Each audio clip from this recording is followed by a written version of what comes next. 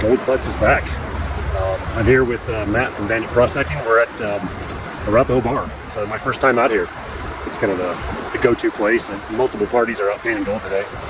We're in the shade, so even though it's a beautiful, really beautiful day, there's Matt. We're both running our Highbankers. I'll show you my setup. I've got my gold gutter here, 3 layers high, so there's a lot of big cobbles in here. About 95% of the weight of the sand is in those big cobbles. Here's the hole I'm digging out, keeping my rocks up around me so I can just dig it back in.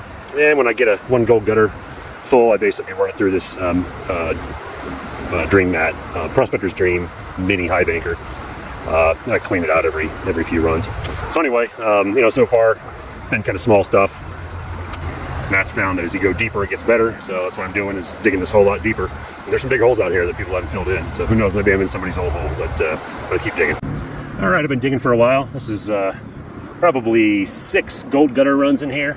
So I don't know, it's hard to compute buckets because it self-classifies, the gold gutter does. So anyway, I don't do very well panning one-handed, but I'm gonna pan this out. I will say that here at Arapahoe Bar, there's not that much magnetic sand that I can find. So really almost don't even need a magnet. So hold on. Well, I haven't even started panning this down yet, but there's already a big fat flake in here. We call this a Denver picker. Can I pick it up? My hands are too big. Oh, I got it. Oh, there it is. Okay, is that a picker? I don't know, but it's a nice looking flake. Put it back in there and keep panning. There's a rock right here. I'd really like to get it out. You want my bar? Yeah, come take the bar. I'm not really using it right now.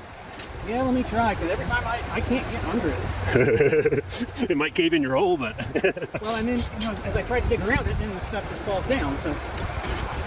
That's a hell of a unit there. You're just shoveling right into it.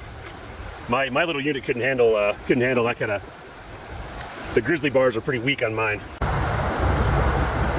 Well, there's my bathtub. I'm gonna do a final clean out here and then head on back. All right, so there's the day's haul at Arapahoe Bar.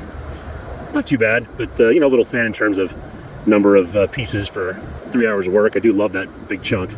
That might be the biggest piece of gold I've ever found. So it'd be fun to put that in the vial.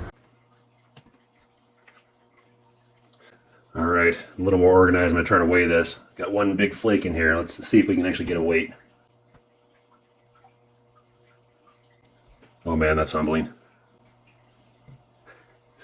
Nothing?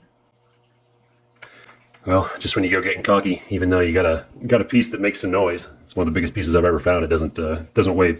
I think this scale only has like 5 milligram accuracy. So anyway, let's look at it under the microscope. Well, so it wasn't the biggest flake I'd ever found. It looks like it's about 1.1 millimeters in diameter. I found one that was like 1.4 millimeters in diameter, but it's a heck of a nice flake. And honestly, the size of the gold at Arapahoe Bar was pretty good. I might have been in somebody's hole. I don't know. I've seen people get more gold here, but I was a little disappointed in the number of flakes, given that I worked for 2.5, 3 hours digging out that hole. But anyway, it's a cool place to go. I'm glad I went. And if you got any comments or thoughts, leave them in the comments. Thanks.